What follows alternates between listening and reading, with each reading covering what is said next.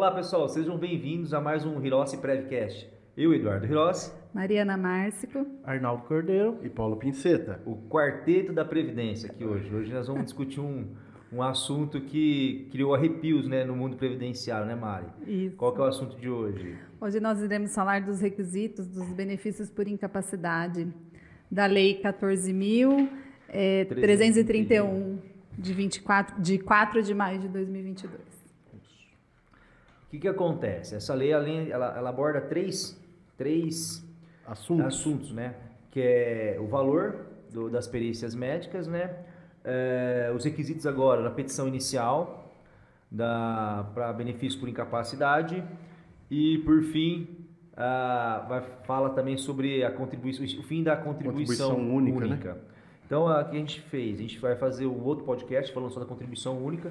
A ideia hoje é falar um pouquinho o que a gente já vinha fazendo, assim, indiretamente, já vinha se colocando nas iniciais, sobre os critérios exigidos agora é requisito mínimo, né, para se judicializar aí um benefício por incapacidade, né, Mari? Verdade, Edu, a gente sempre priorizou, né, essa questão desses requisitos constando aí na petição inicial, e aí agora veio mesmo para regulamentar, mas é algo que a gente já usualmente fazia no escritório. O artigo 129, ele fala que os requisitos da petição inicial são a descrição clara da doença e das limitações, né, que ela impõe, a indicação da atividade para o qual o autor alega estar incapacitado, as possíveis inconsistências da avaliação médico-pericial discutidas e a declaração quanto à existência de uma ação judicial anterior com o objeto de que trata o artigo, né, e esclarecendo os motivos pelos quais não há litispendência ou coisa julgada quando for o caso. Eu acho interessante a linha B, né, do artigo 129A, que é a indicação da atividade para a qual o autor alega estar incapacitado. Porque é um dos requisitos, eu já peguei isso no caso prático do INSS, como servidor do INSS, em que o médico, a pessoa exercia duas atividades e o médico constatou incapacidade para uma das atividades, para outra não. Ele podia trabalhar, eu lembro até hoje que ele trabalhava como perito, ele trabalhava numa empresa 3 vezes por semana e na outra empresa ele trabalhava como vigia noturno. Para vigia noturno eu lembro que não foi considerada a incapacidade para o trabalho, mas para outra empresa, se eu não me engano, ele era alguma coisa ele era motorista, ele carregava, descarregava, acho que era osso, se eu não me engano, ele mexia com, descarregava osso, trabalhava no negócio de descarregar osso, era pesado, e era um problema na coluna. E como que fica o benefício nesse caso? O INSS concede? Concedeu como uma atividade. Só que o benefício, como ele trabalhava 3 vezes por semana na outra atividade... Aí é proporcional? E pode ser menor que o mínimo nesse caso. Interessante, né? Claro. Eu lembro, isso eu lembro, porque até eu fiquei, nossa, mas ele pode trabalhar para atividade? E aqui agora a lei exige, né? Porque vai depender muito da idade. Às vezes, uma incapacidade, para uma pessoa que tem uma idade que é mais nova, ele pode ser readaptado para outra atividade. Agora você pega uma pessoa mais velha, né? Aí fica difícil você readaptar ele no mercado, né, Mari? Eu lembro que você comentou num dos podcasts também a questão, por exemplo, de um motorista de caminhão que tem problema na coluna. São várias atividades, né? Uma senhora que já tem a idade, que exerceu a vida inteira a profissão de faxineira. Você indicar ali a atividade para a qual ele está incapacitado e junto a isso toda a avaliação biopsicossocial, né, a idade, grau de escolaridade, a profissão que a pessoa a vida inteira exerceu, tudo isso contribui aí, né, para essa análise da perícia social, inclusive, da perícia médica. O artigo ele pega e deixa bem claro que ele até coloca a palavra deverá, ele não deixa facultado, né? Ele deixa bem claro, deverá conter em complemento os requisitos previstos e dá os requisitos que vai ter que conter a petição inicial. Ele ainda deixa aqui, ó, no inciso 2º, ele fala que a petição inicial, qualquer que seja o rito ou procedimento, deverá ser instruída pelo autor com os seguintes documentos. Então, quer dizer, agora você não pode fazer genérico mais, você vai ter que ser técnico na hora de montar, né? Eles são requisitos formais, né? Mas a gente já fazia, é que assim, indiretamente a gente já vinha realizando fazia. isso, né? Porque assim, a gente questionava, né? Principalmente a análise social, a idade dele, como que você vai reabilitar esse segurado no mercado? Aí eu achei interessante. Mas o que eu acho? Eu acho que se a lei está determinando é porque ocorria que tinha muitas Que não ações. juntava. Ela não tinha veio escrito mínimo, regulamentando, né? O que já era feito, né? Que deveria ser feito, ela veio regulamentar, mas é muito, o muito inciso 2, né, importante. Mário? Dá uma olhadinha lá.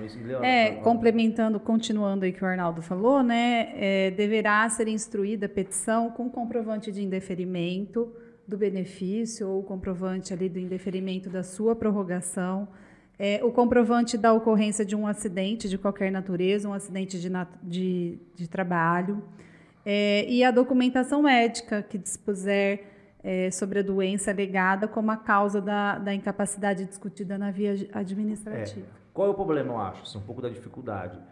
Vocês perceberam que existem algumas situações técnicas que a gente vai discutir que é de competência de médico. Agora, precisa ver, vai mudar para o INSS também, porque o perito médico ele vai ter que dar um laudo, um despacho melhorado. Fundamentado, né? Porque como que a gente vai discutir uma coisa se a gente não tem uma base? Eu vou discutir, ele vai falar, porque geralmente o deferimento do médico ele está incapaz para o trabalho, ele é capaz para o trabalho, tá? Daí você vai pedir o laudo, você consegue fazer o requerimento lá no meu INSS e pede o laudo. Então a gente vai ter que discutir aquele laudo que o médico deu, né? Que ele atestou. E como a gente vai discutir isso?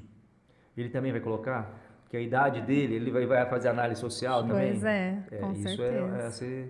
E é importante também, eu sempre faço a orientação também, quando a pessoa vai passar pelo médico, para que peça para o médico dar um laudo mais detalhado, que conste a CID, que conste a incapacidade, inclusive fazer essa relação com o trabalho. A partir de agora, né, os médicos, não estou dizendo o INSS, mas os médicos particulares, aí, os médicos das pessoas que vão precisar da comprovação dessa incapacidade, precisarão fazer um laudo mais fundamentado, né? Prontuário, porque às vezes a pessoa ela pede vários afastamentos pela mesma incapacidade. Prontuário, porque às vezes você pega aí uma capacidade já faz uns 15, 20 anos que a pessoa está tratando, isso aí, dependendo da idade, vai ajudar muito em relação à via judicial. Inclusive, eu tenho um modelo aqui que eu tenho entregado para os clientes, para entregar para o médico, exatamente nessa forma, para sair dentro do que deve ser feito. É maravilha. Interessante, muito bom. E Boa também ideia. eu acho que é muito importante a gente comentar aqui também, antes de finalizar, a questão da comprovação, porque na maioria das vezes a gente sabe que já houve uma ação judicial, objeto, né, de que trata esse mesmo problema de saúde, e que é importante as pessoas se atentarem para não ter ali dispendência ou coisa julgada. É importante que se juntem novos documentos, que se façam novos requerimentos administrativos e que se comprove o agravamento da doença. A ideia, assim, não é porque teve o mesmo objeto, né? Vai ter que comprovar agora em relação. Você vai comprovar, ele teve o mesmo objeto, já foi discutido o mesmo objeto, mas hoje tem um agravamento. Exato. Então é porque muito importante. Aí pega a questão do prontuário, já vê que a pessoa já vem. Que já é crônico, né? Que já é... E inclusive tem uma decisão do STJ que fala que é possível a propositura de uma nova ação pleiteando o mesmo benefício, desde que fundada em causa de pedir diverso, mas que você comprove o agravamento do estado de saúde dessa parte ou de novas enfermidades.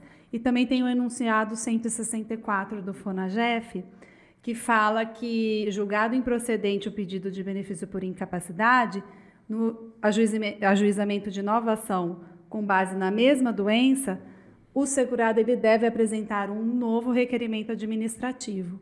E tem que ser comprovado, demonstrado isso na inicial. E a prorrogação até é válido, né? Porque às vezes assim, o INSS